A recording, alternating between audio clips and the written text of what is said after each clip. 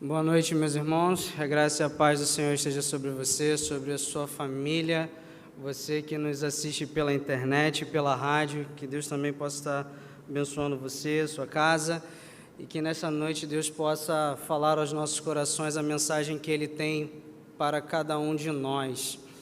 Gostaria de pedir a você que abra ou acesse a sua Bíblia no livro de Êxodo, capítulo 3.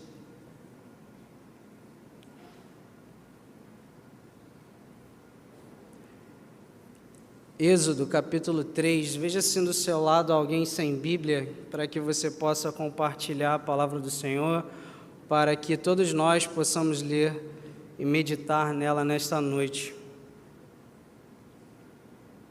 Hoje estaremos falando sobre o crente que serve a Deus e estaremos usando este texto como base, falando sobre a vida de um grande servo de Deus que foi Moisés.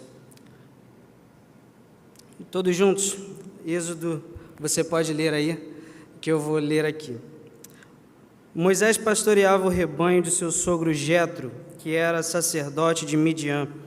Um dia levou o rebanho para o outro lado do deserto e chegou a Horebe, o monte de Deus. Ali o anjo do Senhor lhe apareceu numa chama de fogo que saía do meio de uma sarça. Moisés viu que, embora a sarça estivesse em chamas, não era consumida pelo fogo. Que impressionante, pensou. Porque a sarça não se queima, vou ver isso de perto. O Senhor viu que ele se aproximava para observar. E então, do meio da sarça, Deus o chamou. Moisés, Moisés. Eis-me aqui, respondeu ele. Então disse Deus, não se aproxime, tire as sandálias dos pés, pois o lugar em que você está é terra santa. Disse ainda, eu sou o Deus de seu pai, o Deus de Abraão, o Deus de Isaque e o Deus de Jacó. Então Moisés cobriu o rosto, pois teve medo de olhar para Deus. Disse o Senhor, de fato, tenho visto a opressão sobre o meu povo no Egito, tenho escutado o seu clamor por causa dos seus feitores, e sei quanto eles estão sofrendo.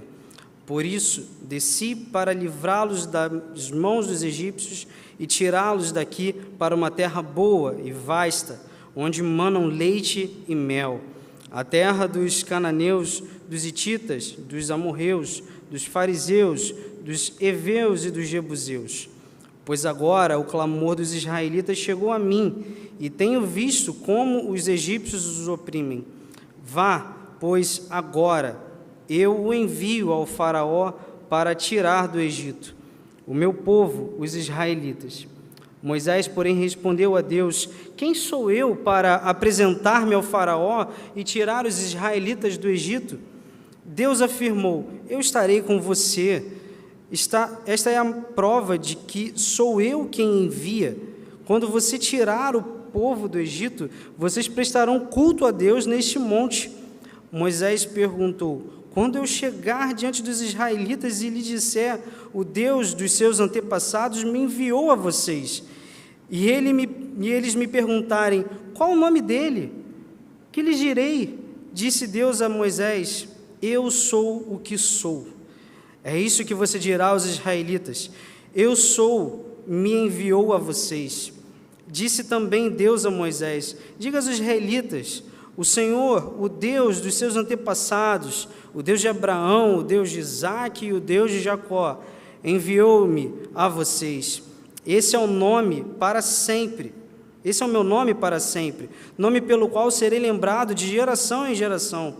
Vá, reúna as autoridades de Israel e diga-lhes, o Senhor, o Deus dos seus antepassados, o Deus de Abraão, de Isaque e Jacó, apareceu a mim e disse, eu virei em auxílio de vocês, pois vi o que lhes tem sido feito no Egito. Prometi tirá-los da opressão do Egito para a terra dos cananeus, dos hititas, dos amorreus, dos ferezeus, dos heveus e dos jebuseus, terra onde manam leite e mel. As autoridades de Israel o atenderão. Depois você irá com elas ao rei do Egito e lhe dirá, o Senhor, o Deus dos Hebreus, veio ao nosso encontro. Agora, deixe-nos fazer uma caminhada de 3 dias, adentrando o deserto, para oferecermos sacrifícios ao Senhor, o nosso Deus. Eu sei que o rei do Egito não os deixará sair, a não ser que uma poderosa mão o force. Por isso, estenderei a minha mão e ferirei os egípcios com todas as maravilhas que realizarei no meio deles. Depois disso, ele os deixará sair. E farei que os egípcios tenham boa vontade para com o povo, de modo que, quando vocês saírem, não sairão de mãos vazias. Todas as israelitas pedirão às suas vizinhas e às mulheres que estiverem hospedando em casa objetos de prata e de ouro e roupas que vocês porão em seus filhos e suas filhas. Assim, vocês despojarão os egípcios. Amém. Vamos orar. Pai, muito obrigado pela Tua palavra, muito obrigado pela oportunidade de, juntos como igreja do Senhor, poder estar aqui neste templo, adorando ao Senhor, lendo a Tua palavra, e eu te peço que o Senhor fale aos nossos corações aquilo que o Senhor tem para cada um de nós. Eu te peço que o Senhor quebrante os nossos corações, que nessa noite possamos estar sensíveis a ouvir a Tua voz. Essa é a oração que eu te faço e que eu te agradeço e peço. Em nome de Jesus, amém e amém. Queridos, a vida de Moisés a gente pode dividir em 3 partes. Moisés viveu 120 anos, então podemos dividir em 3 partes de 40. O primeiro dos 40 anos, Moisés passou como um príncipe no palácio de Faraó. O segundo dos 40 anos, ele passou como um pastor de ovelhas em Midian. E a terceira parte da sua vida como condutor do povo hebreu para Canaã. Queria fazer um destaque nesse momento na vida de Moisés para a primeira parte. Nós vamos falar sobre as 3 partes nesta noite. E quando Moisés nasceu, o faraó havia decretado que todas as crianças até 2 anos, de 0 a 2 anos, deveriam morrer. De 0 a 2 anos deveriam morrer, porque naquele momento o faraó se sentiu muito ameaçado pela quantidade de crianças que eram geradas no meio do povo hebreu. Eram muitos que estavam nascendo e o povo hebreu estava se multiplicando de uma maneira que ele ficou com receio de que o povo hebreu ficasse maior em quantidade do que os próprios egípcios. Eu não sei se você sabe dessa história, mas depois você pode conferir em Êxodo 2. E quando a mãe de Moisés viu o que tinha acontecido, que ela não conseguia mais esconder Moisés na sua casa, o que ela havia feito por cerca de 3 meses, ela pegou o Moisés pequeno e o colocou num cesto, e o colocou no rio Nilo, pois ela não tinha mais o que fazer. Quando ela foi colocar Moisés naquele rio, a irmã do faraó, a filha do faraó, estava tomando banho naquele rio, naquele momento, à margem do rio Nilo. Ela viu um cesto parecido com o dos judeus se aproximando dela e pediu para que uma criada dela fosse apanhar. E nisso, ao ver o bebê chorando, ela ficou com muita pena daquela criança e disse que aquele bebê era um hebreu. A irmã de Moisés, Miriam, ela estava de olho para ver o que iria acontecer com o irmão, desde o momento em que sua mãe o colocou naquele rio, para ver o que iria acontecer com seu irmão. E ela foi até a filha de Faraó para dizer a ela que ela sabia de alguém que pudesse cuidar daquele bebê, que pudesse amamentar aquele bebê. E muito interessante que a própria mãe de Moisés pôde cuidar do seu filho durante esse tempo, e pôde cuidar dele até que ele tivesse crescido um pouco. E depois disso, Moisés foi viver no palácio de Faraó. Eu contei essa história aqui para vocês, para que os irmãos possam entender que no meio de uma situação difícil, Deus preservou a vida de Moisés. O Salmo 66, 8 e 9 vai nos dizer: bendigam o nosso Deus, ó povos, façam ressoar o som do seu louvor. Foi Ele quem preservou a nossa vida, impedindo que os nossos pés escorregassem. Quando Deus preserva a vida, é porque Ele tem um propósito naquela vida. Se Deus tem preservado a sua vida, é porque Ele tem um propósito na sua vida. Se Deus tem lhe dado forças, se Deus tem lhe dado saúde e livramentos, é porque Deus tem um propósito em sua vida. Certa vez, quando eu era criança, eu fiz uma arte que quase me levou ao óbito. Minha mãe estava grávida do meu irmão e eu estava tomando um antibiótico. E minha mãe também estava enferma e estava tomando um antibiótico. E eu tomei o remédio da minha mãe achando que era o meu. E naquele momento, graças a Deus, o meu pai estava em casa e ele pôde me levar a um hospital. A minha pressão quase chegou a 0 naquele dia. Eu precisei ficar internado por alguns dias e eu tinha 4 anos de idade, 4 para 5 anos, e algo que me marcou muito naquele dia, bem pequeno, foi meu pai chegar para mim e falar: se Deus preservou você, é porque Ele tem um propósito na sua vida. E eu guardo isso até hoje. Se eu estou aqui em Recife, se você é membro desta igreja, é porque Deus tem um propósito na sua vida.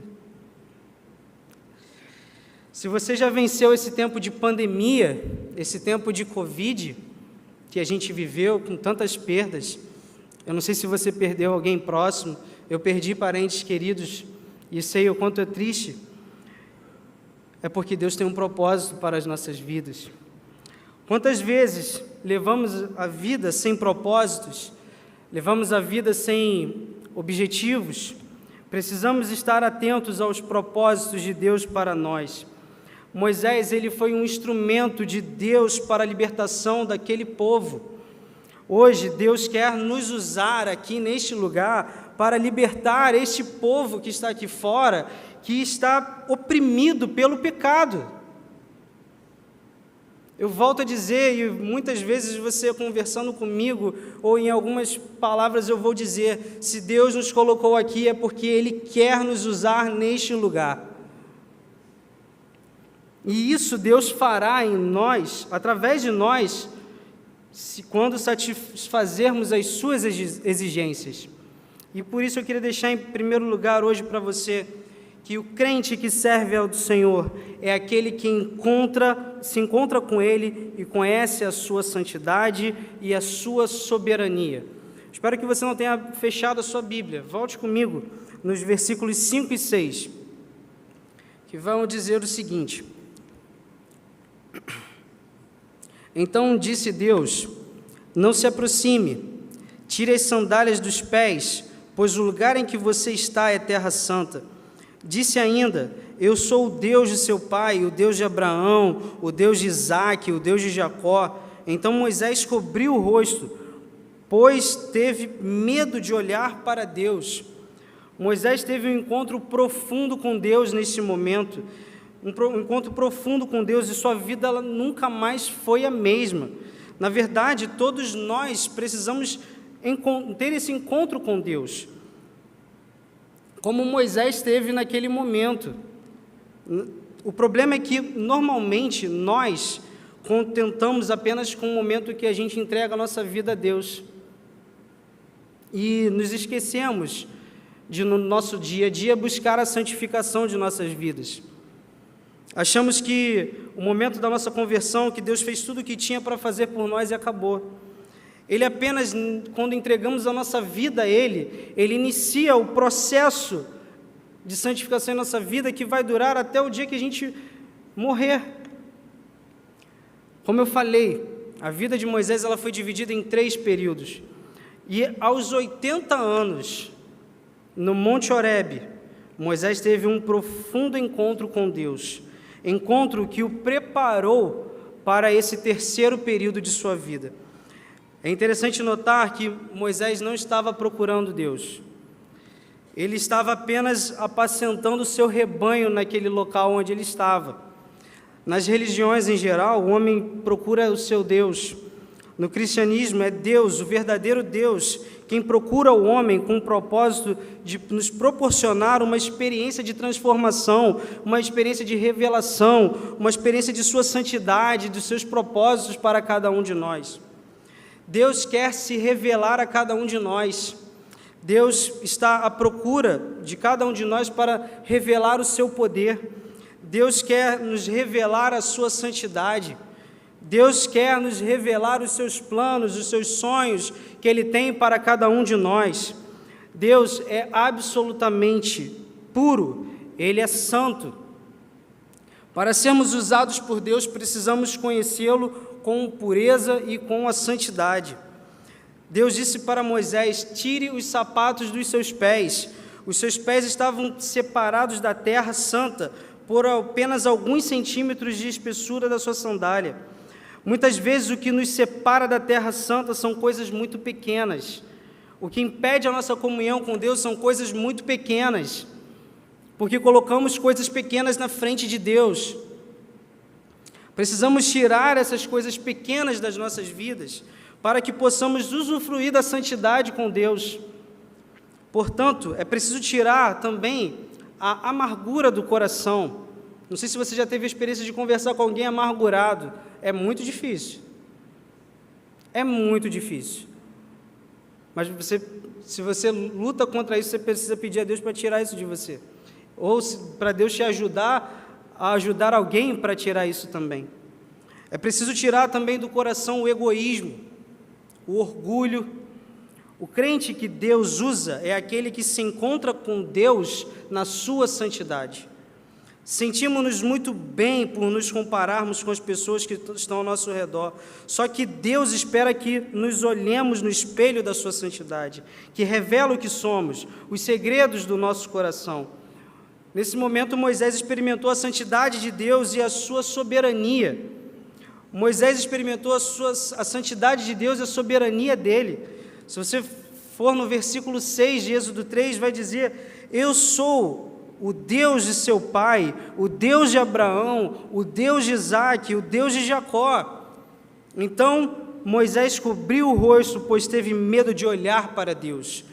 O crente que Deus usa é aquele que reconhece a soberania de Deus sobre a sua vida, é aquele que se submete à sua vontade, que se submete à sua soberania.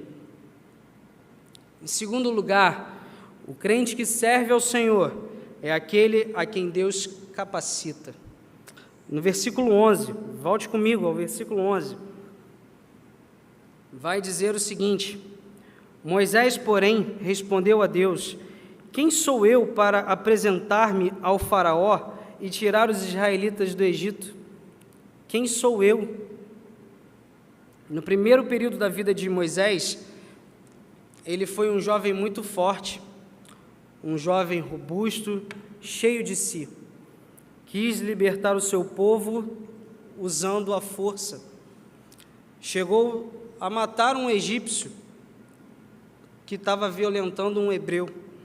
Deus não podia usar este homem da primeira parte dos 40 anos para libertar o seu povo, porque Moisés não estava pronto para isso. Ele não estava pronto para encarar essa missão.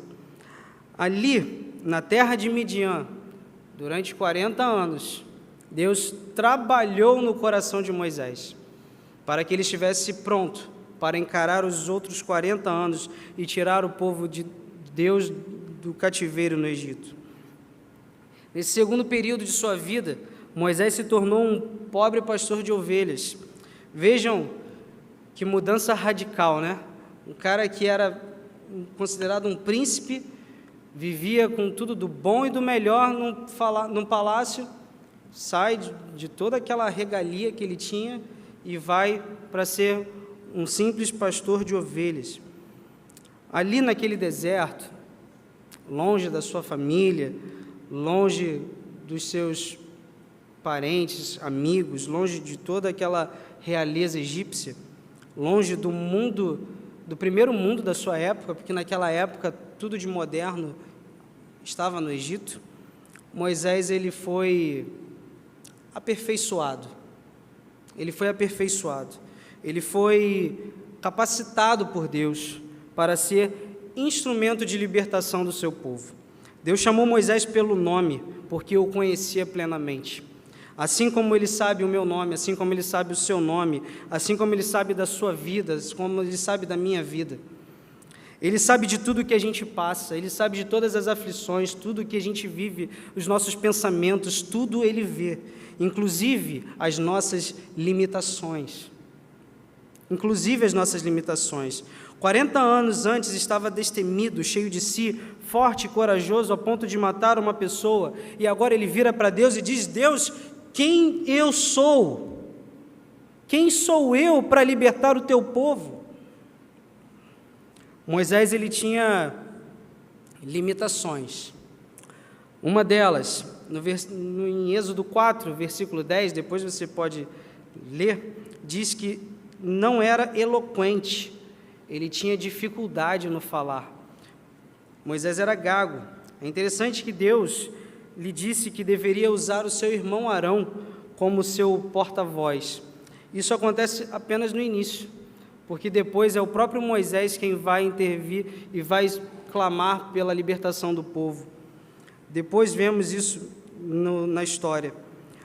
Outra característica de limitação que Moisés tinha era o descrédito do povo na sua experiência com Deus. No Êxodo 4:1 vai dizer que Moisés respondeu: e se eles não acreditarem em mim, nem quiserem me ouvir, e disserem, o Senhor não lhe apareceu? Ele tinha medo, porque ele não tinha vivido no meio do povo, ele tinha fugido para uma nova etapa de sua vida. Ele também tinha um medo tremendo do desafio que estava à sua frente. Realmente, eu acho que qualquer um de nós teria medo se estivesse no lugar de Moisés. Todos nós temos limitações. Eu tenho, creio que você tenha também. Mas com as nossas limitações, a gente precisa aprender duas coisas. A primeira é que a obra de Deus é para ser feita com o poder e capacitação que vem dele, o próprio Deus.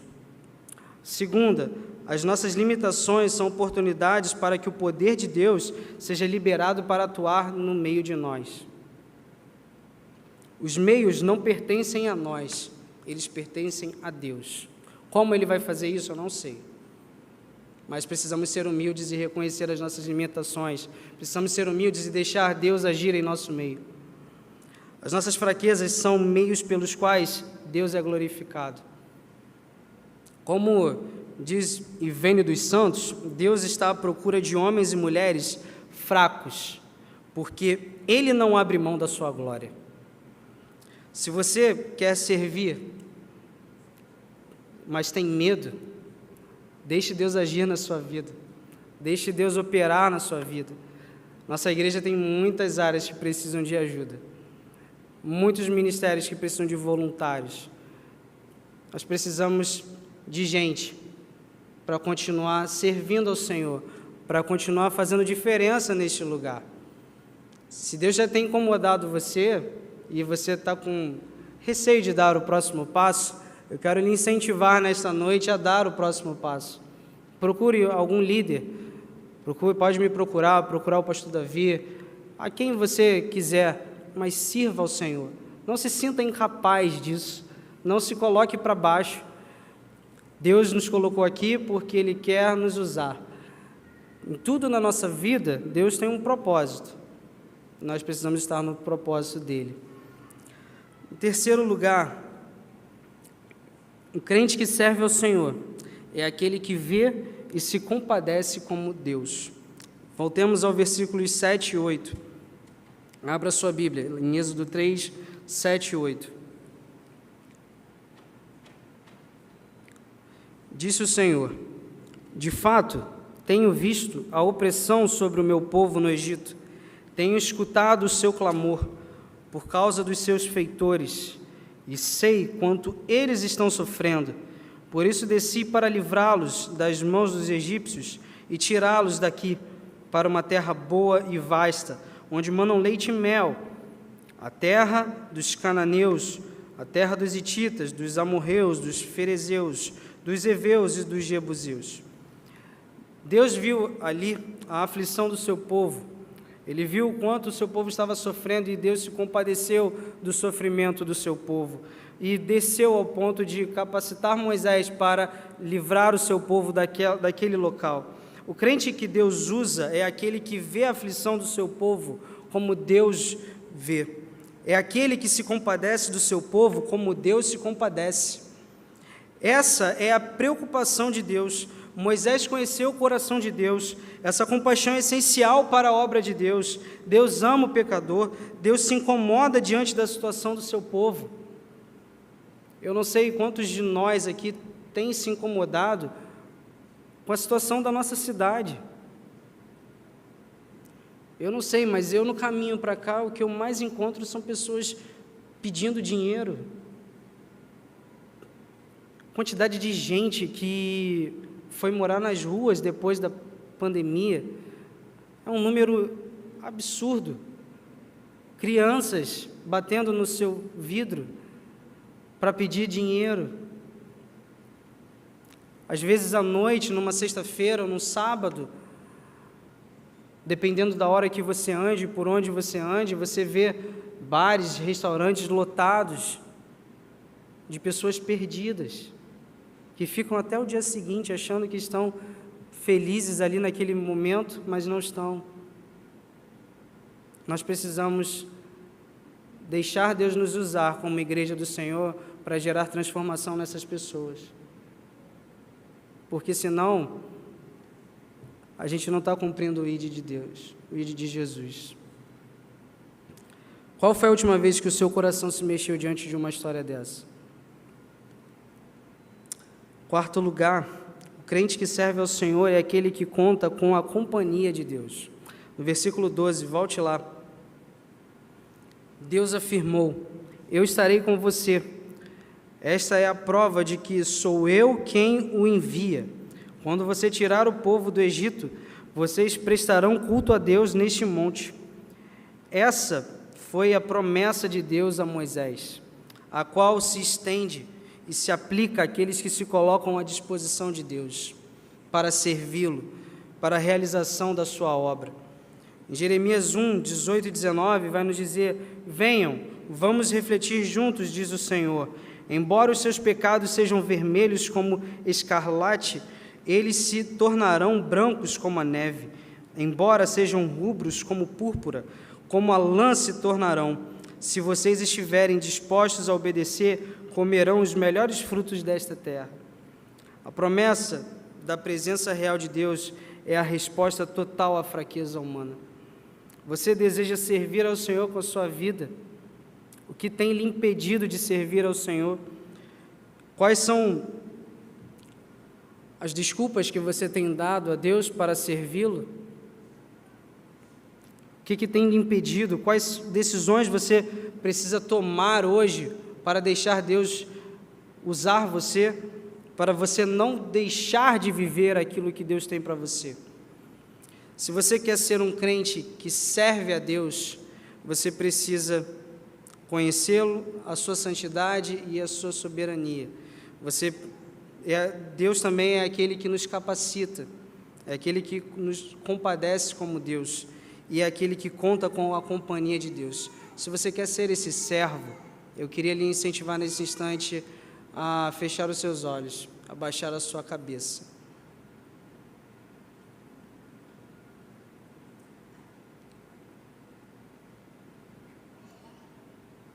O que tem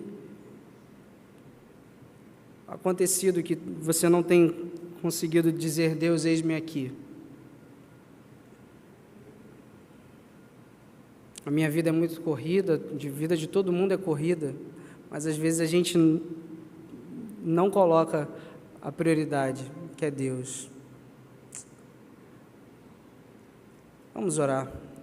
Senhor, neste momento, consagramos nossas vidas a Ti e pedimos, ó Deus, que tudo aquilo que nos impede de Te servir em nosso meio, o Senhor nos livre. Que o Senhor nos ajude, ó Pai, no cumprimento da Sua missão. Se há alguém aqui que se sente incapaz, que lembre-se da história de Moisés, do poder que o Senhor tem, o quanto o Senhor usou Moisés para abençoar o teu povo. Então, eu peço, Deus, que o Senhor nos use para abençoar o povo do Recife, o povo da nossa igreja, o povo deste bairro, aonde cada servo teu passar, que as pessoas possam ver que nós somos servos teus, que possam ver que nós somos pessoas diferentes e possamos, através disso, dar o nosso testemunho do Deus grande que temos, do Deus grande que servimos e das maravilhas que o Senhor tem feito em nosso meio. Por favor, Deus, continue nos ajudando no desafio de servi-lo. Nos ajude, ó Deus, que possamos ser crentes que busquem a sua santidade e a sua soberania, que possamos ser crentes, ó Deus, que o Senhor nos capacite, que possamos ter humildade nesse sentido, que também, Deus, possamos ser crentes que, como o Senhor se compadece de nós, e também, Deus, possamos estar juntos do Senhor, caminhando lado a lado contigo. Por favor, Deus, nos usa. Essa é a oração que te fazemos. Abençoe teu povo aqui, em nome de Jesus. Amém.